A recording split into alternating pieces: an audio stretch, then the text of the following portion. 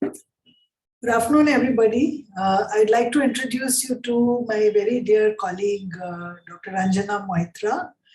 She's worked with the Wipro and with TCS in very senior capacities for over 20 years. And she's also currently the chairperson of the Indian Women Network of the Confederation of Indian Industry, or CII, here in Maharashtra, in Bombay, exactly where I am. So I'd like to welcome you, Ranjana. And this is a group of ISTD potential POSH trainers. At the end of this 3-day workshop, they get a certification in POSH training. They're giving a lot of inputs on the legal aspects. But here we are about to talk about training skills and how to impart training. So I find that POSH trainers usually have very senior managerial personnel being trained by them to handle POSH complaints and grievances. Now, this is very different from normal trainers who are training in skills and competencies. Here, there's a legal aspect and there's a sensitive aspect as well.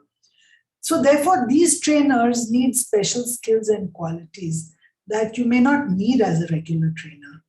So as the chairperson of Indian Women Network of CII and a well-known person in the area of POSH training, what do you think are the qualities that need to be imparted by the POSH trainers to their audiences? Thank you, Aneeta, and thank you for the very warm welcome and introduction. Actually, I've spent about 30 years in corporate in TCS and Wipro, and POSH is something which has come of late, and I think it was a very much needed thing in the corporate world where a lot of the number of women are increasing, and you do need, an act to sort of ensure that everyone feels it's a safe environment to work with. So having, had over 5,000, people working for me in my last stint at Wipro across different locations globally, I've come across a lot of incidents. And you are right that usually we have very senior people at the, heading the POSH. And that is for a reason, because they have gone through the rungs, they have understood. The maturity is very much needed, Aneeta. If you don't have maturity, you will be biased right from the beginning. And the last thing you need is to be biased, to be judgmental, to sort of, take someone's side, because just because you know that person better, whether it's a man or a woman, it does not matter. So POSH trainer specifically has to be absolutely non-judgmental, unbiased.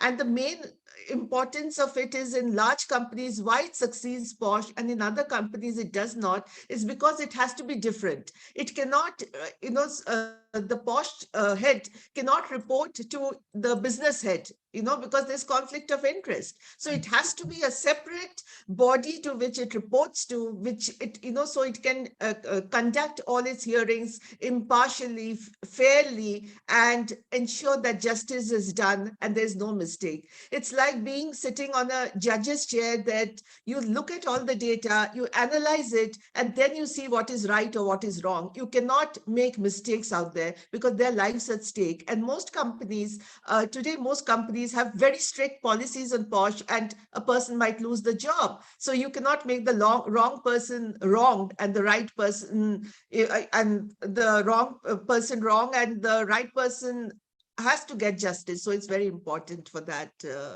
And there's also a lot of tact and diplomacy involved, Absolutely. I think you're not able to keep the confidentiality, will not be able That's the most important thing, confidentiality, because, I know in Wipro specifically, think, for example, a person comes to me as a business head and says that there was a sexual harassment or whatever. So I give it to the POSH committee, but it's not my job to keep following up what has happened, because they are doing their job. So, they will get biased if the business starts, putting pressure on the POSH committee. And they will talk to, sometimes it takes a long time because it's not black or white. There are shades of gray. So they have to talk to a lot of people. Sometimes data is not available. There's no evidence available.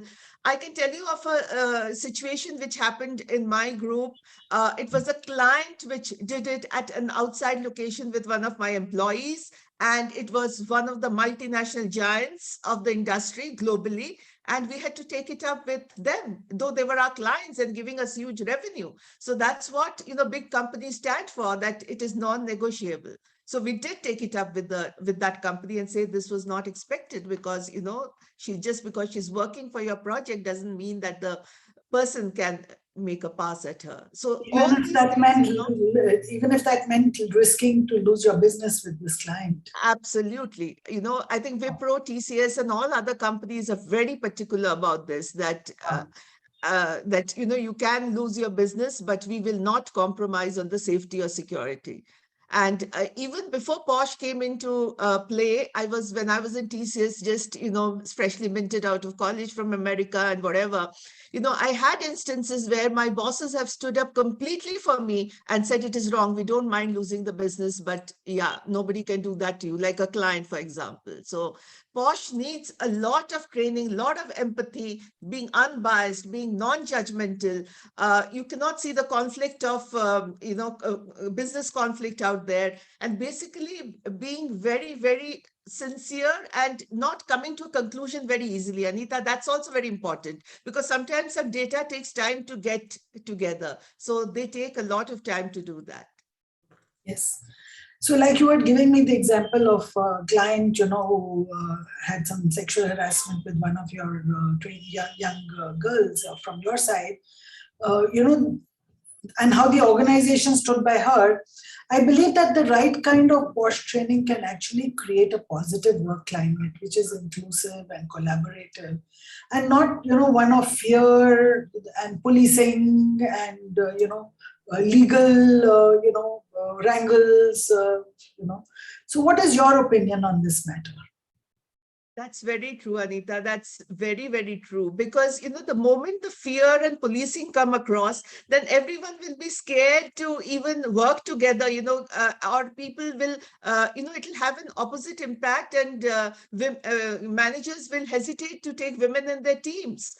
It can have so many other repercussions as well. Here we are talking about a global workforce. We are talking about, high representation of women, diversity. But, if you have a state of policing, nobody's going to be comfortable. The man is going to say, no, I'm not going to take this person on the project overseas because tomorrow something may happen to me. So I have traveled with men, all my life, in TCS and Wipro for presentations, whatever. And, we never had an issue, because we know that the company will stand by you in case something happens. So if that fear comes into everyone's mind, whether it's a woman or a man, then it's not a conducive environment at all. It is a fear. We don't need a dictatorial environment there, Aneeta. It has to be free and fair.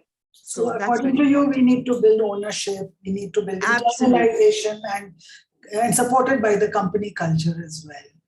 Absolutely. And it's as much required for the business heads and the men to be as trained in POSH as the women are. We keep saying that the women need to know, but it's also important for the men to be equally trained, that if they see something amiss, they should be able to report it as well, or treat with it with gentleness, empathy, and take it to the appropriate POSH committee, whoever it is, and have them deal with it. They can't also brush it under the carpet that, no, this guy's a high performer. It happens sometimes, I can't let him go, or, he has more empathy towards that person. He couldn't have done such a thing. You cannot make statements like that. Thank you. So wonderful. Any one message that you'd like to give, a short message to the participants of this POSH certification program from ISTD? There are quite a few, but I would like to say that stay unbiased, stay fearless, stay non-judgmental, and just do your job. And you'll be doing a great help to all the women out there, because they need the help and support. So just do that. Thank you so much on behalf of ISTD and all the participants and all the other faculty of this program. Your words are truly enlightening and truly visionary, and going to set a good tone for the rest of my session, which is to follow.